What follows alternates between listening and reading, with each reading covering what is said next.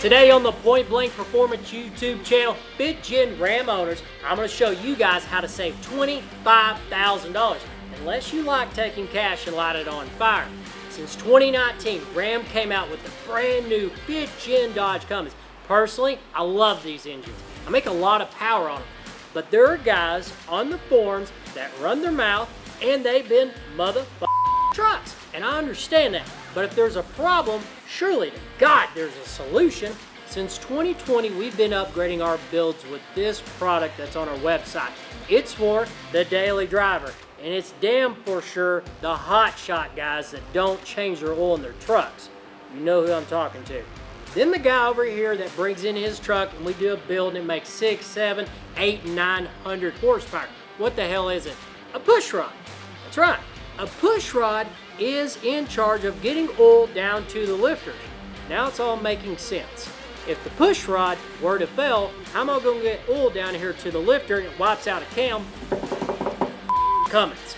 Today, I'm going to show you, we're going to jump underneath the hood of this brand new 2024 Ram. It's going to Hawaii, how to install these. And I know what you're thinking. That's a mechanical part. This is going to be super complicated. I need to take it to the dealership or I need to take it to my diesel mechanic. No, you don't have to.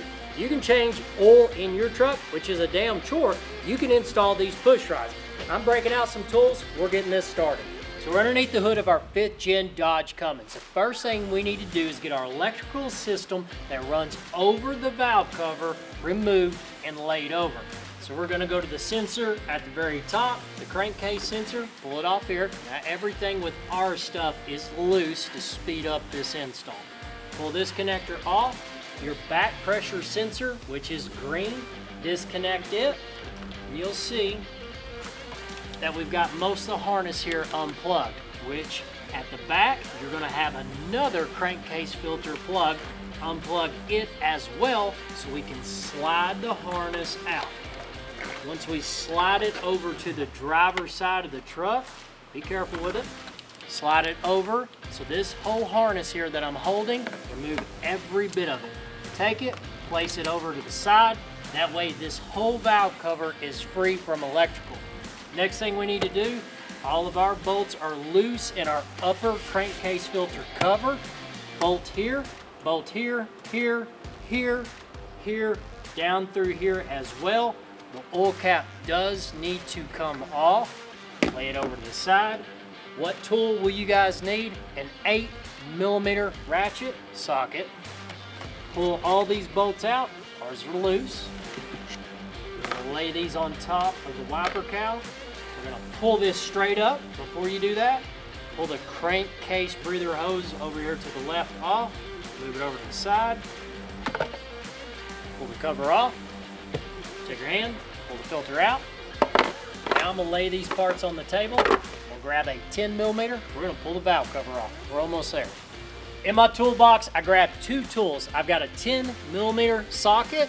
You grab a deep one, and you need a stubby 19mm wrench. You're going to see why in a second. The first thing we're going to attack is this. We've got 6 bolts for this 10mm socket. Now our bolts are loose to speed this up. Righty-tighty, lefty-loosey. Go to the middle, undo those. And now let's go to the back. In the very far back, you'll see the silver bolts. Undo those 2 back ones. Okay. We've got all 6 bolts loose. We're not ready to pull the rocker box up just yet. We've got to unhook our crankcase breather hoses. Over here to the right, see where this thing would go? It's attached. I'm going to bounce it off there, back and forth. Pull it. It'll separate the hose. You've got the front one, you've got the back one. It'll have a braided little nylon line on it. See here at the back where it's connected? All right, pull that hose off, give it a good tug. We're gonna get the breathers now off the truck. That's where the 19mm comes into play. You're gonna take this guy, you're gonna put it on there, loosen the breather tube, twist it off the truck. There's the front one, and the back one, same thing, loosen it. After you've got it loose, now you've got 2 of them. All right. The valve cover is now free and clear. Be very careful. Don't go rip this thing out. I want to get it as high as I can up. I'll bring it out. So just like this. My fingers are underneath it. I'm barely picking it up. I'm watching it. That way I'm not hurting the injectors. I'm bringing it up. No resistance is felt. If you have resistance, stop. Pull the dude out. Let's grab the next tool. I went to the toolbox and grabbed a deep well 10mm socket on a 3/8 drive. Before we start pulling push rods out of this engine, you have to prep your engine to bottom dead center. On the crankshaft pulley, you're looking at it underneath the truck. TDC is pointing straight down at the engine in the 6 o'clock position. Now we're ready to start pulling out the push rods. We're only going to do this first cylinder. Once we've got it loose, we'll put our tool over to the side. We're going to take our rocker arm, we're going to gently pull up on it, set the rocker arm over to the side. You're going to see the push rod, grab it, pull up on it, and it simply comes straight out. And there's no way to get these confused. This is our 7/16 push rod. Take a look at that guy. Way beefier. Ball to ball up on top, a lot more material there for this thing to take a beating. Make for sure before this is inserted into the engine, you take clean engine oil, lube this thing up. Once you've got clean engine oil from top to bottom, take the push rod, slip it down into the bore. You're going to feel it engage in the lifter, okay? I'm grabbing it, I'm barely pushing down, I'm pushing up. It's in its little socket, it can't move, good. Grab the rocker arm, take it, put it back over on top of it. See how that ball to ball is seated? Grab your wrench. Let's only hand tighten it down. Hand tighten means hand tight. Stop. Now I'm going to take you through torquing procedures. Now we're down to the torquing procedure. There are 6 cylinders in the truck. 1, 2, 3, 4, 5, 6. We're only focused on cylinder 1 on our install, but you guys have removed all rocker arms. There are 12 rocker arms in the truck. You've taken all 12 rocker arms out of the truck. You've pulled all 12 push rods. You've set them to the side. You've lubed up your new 7/16 push rod, all 12 of them, and installed them in the engine, and only hand tighten the rocker arm bolts. This is down to the torquing procedure. Follow closely. We are working on this first one and only first one. When we torque with this wrench, we want to alternate from 1, 2, 1, 2 together. 62 inch-pounds. We'll put that up here. The first torque will be 62 inch-pounds. I'm going to tighten up my first one, alternating from the first cylinder to the second one. And we're going down, and you're going to feel it start compressing the spring. These are hydraulic lifters. So we're going to go back and forth. We're going down to 62. So I'm going to tighten it up. It'll take it a second, and you're alternating back and forth. Click, stop. Now we have to wait 15 minutes. While we're waiting on our 5th gen engine to bleed down, why are we actually doing that? Well, this is a hydraulic setup. That means this camshaft has a different set of lifters sitting on top of it. They're oil fed. That means they're pumped up all the time, adjusting valve lash the entire time that the engine drives.